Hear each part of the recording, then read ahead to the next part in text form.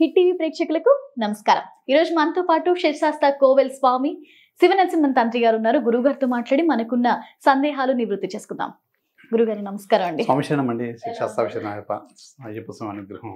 గురువు గారు, మనము గుడికి వెళ్ళేటప్పుడు అంటే ఒక అమ్మవారి గుడికైనా ఒక అయ్యవారి గుడికైనా కొబ్బరికాయలు, పువ్వులు ఇలా రకరకాల ద్రవ్యాలు తీసుకెళ్తూ ఉంటాం.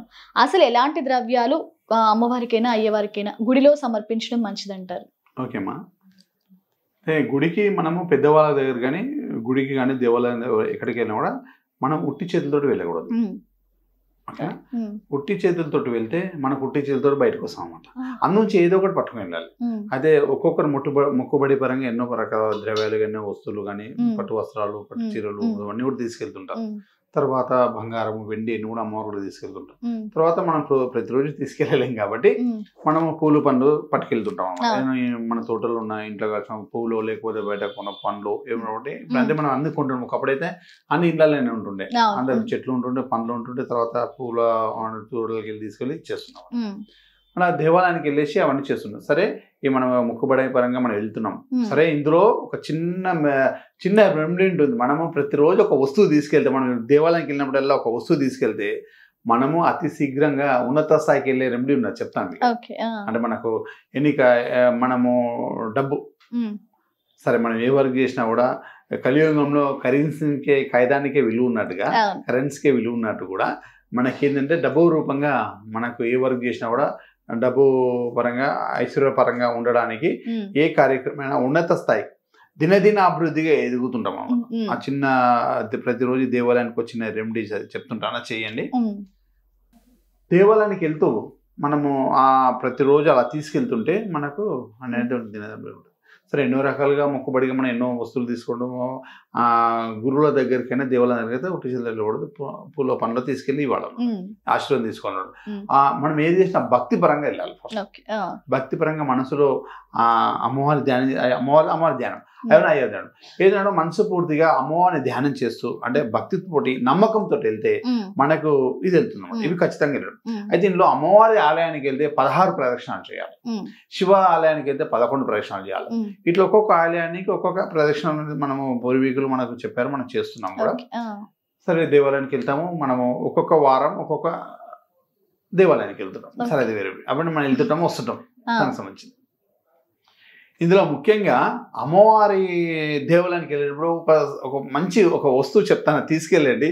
మనం అనుకోకుండా మిరాకిల్ గా ఉన్నత స్థాయికి వెళ్తుంటాం దినదిన అభివృద్ధిగా. మీరు ఒక్కసారి పెట్టండి, యాక్చువల్ అదే వారం మీకు ఎలా ఉంటుందో మీకు అర్థమవుతుంది. అంటే మనం ఎట్లయినా తాంబూలం వేస్తుంటాం కదా, తాంబూలం అంటే పాన్ ఉంటుంది కదా, తాంబూలం వెట్ట అంటే మళ్ళీ తాంబూలం మీరు ఏమంటారు పాన్.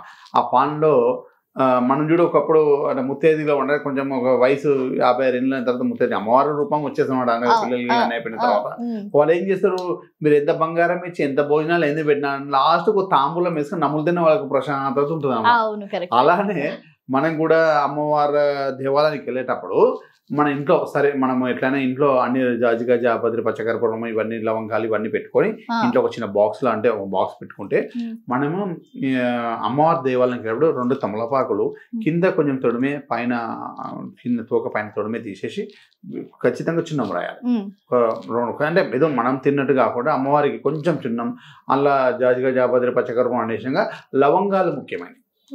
లవంగాలు ఖచ్చితంగా ఒక 5 లవంగాలు వేసేసి దాని తాంబూలాన్ని పొట్లంగా కట్టేసుకొని మీరు ఇంటి నుంచి వెళ్ళాలి. దారిలో కొనుక్కోకూడదు. మళ్ళీ మీరు వెళ్ళేటప్పుడు ఇంటి నుంచి తీసుకొని వెళ్ళి అమ్మవారికి, అక్కడున్న పూజారికి, అయ్యగారికి, అమ్మవారికి సమర్పించండి నైవేద్యం అన్న తర్వాత. ఎట్లనే చూడు, మనం ఎన్ని నైవేద్యాలు ఎక్కించిన తర్వాత కూడా మనము తాంబూలం సమర్పయామి అని మనము చెప్తుంటాం.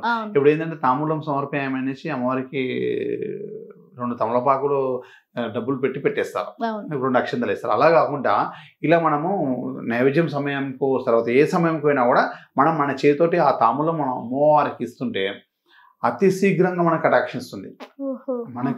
మనం నువ్వు సరే కళ్యాణం కోరిక పెట్టుకొని వెళ్ళు, వ్యాపార అభివృద్ధి కోరిక పెట్టుకొని వెళ్ళు, ఉద్యోగం కోరిక పెట్టుకొని వెళ్ళు, ఇంటికి సంబంధించిన కోరిక పెట్టుకొని వెళ్ళి ఏదైనా మన సంకల్పంతో మీరు ఏదైతే మీరు కోరికతో వెళ్తారో 100%గా అమ్మవారు తీరుస్తుంది. ఇది నేను చెప్తాను ఖచ్చితంగా.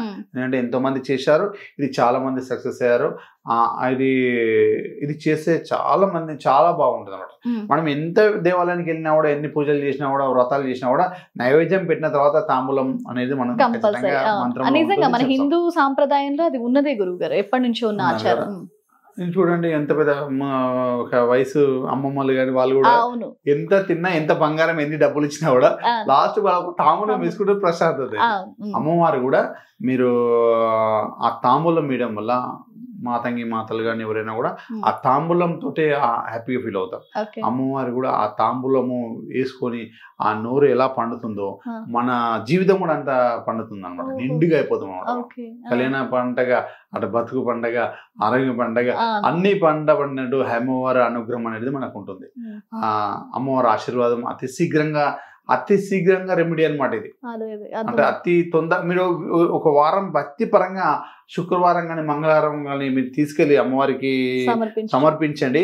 మీకు ఆ వారంలో, మీకు ఆ వీక్ లోనే తెలిసిపోతుంది. నెక్స్ట్ వీక్ ఎప్పుడు వస్తుంది ఆరాటపడి తీసుకెళ్ళాలనిపిస్తుంటుంది.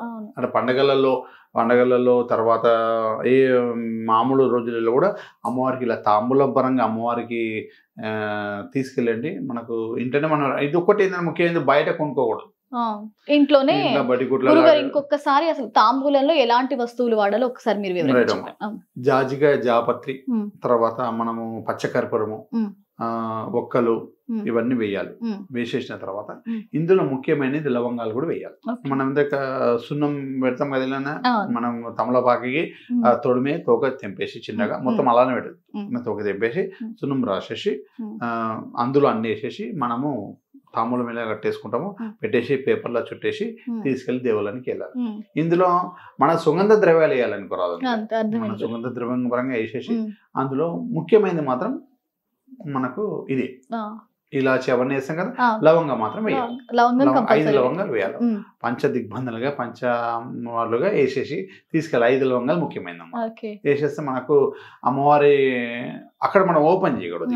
మనం ఇక్కడ కట్టేసుకున్నామంటే మనం పవిత్రంగా భక్తిపరంగా అమ్మవారికి ఇస్తున్నట్టుగా. అంటే అన్ని మనం ఏ ద్రవ్యాలు సమర్పిస్తామో వాటితో పాటుగా తాంబూలం కూడా, మీరు ఏ నైవేద్యం ఏ ద్రవ్యాలు తీసుకోకుండా పర్లేదు, అసలు ఏ తాంబూల మనం ఏ పండు పూలు ఏం తీసుకెళ్ళకుండా పర్లేదు, ఇది ఒక్కటి తీసుకెళ్తే మీరు ఇది ఒక్కటి తీసుకెళ్ళండి.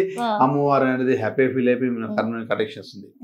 సరే మనం మొక్కుబడి పరంగా ఎన్నో ద్రవ్యాలు తీసుకెళ్తున్నాము, మనకి ఏది తీసుకెళ్ళకుండా అమ్మవారి ఆలయానికి వెళ్తున్నామంటే ఖచ్చితంగా ఇది చేతిలో ఉండాలి. ఇది ఖచ్చితంగా మీ చేతిలో మీరు వెళ్ళండి, తీసుకెళ్ళండి. అమ్మవారి అతి శీఘ్రంగా ఆమె తినేసిన తర్వాత నోరేలా పంట పడుతుంది, మన జీవితంలో అంత పంట పండినట్టు హ్యాపీగా ఉంటుంది. నిజంగా గురువుగారు అమ్మవారి శక్తి స్వరూపిణి, అలాంటి శక్తివంతమైన అమ్మవారికి తాంబూల సమర్పణ అనేది నిజంగా కూడా చాలా మంచి విషయం, కూడా నిజంగా మంచి విషయం తెలియజేశారు మాకు. ధన్యవాదాలండి.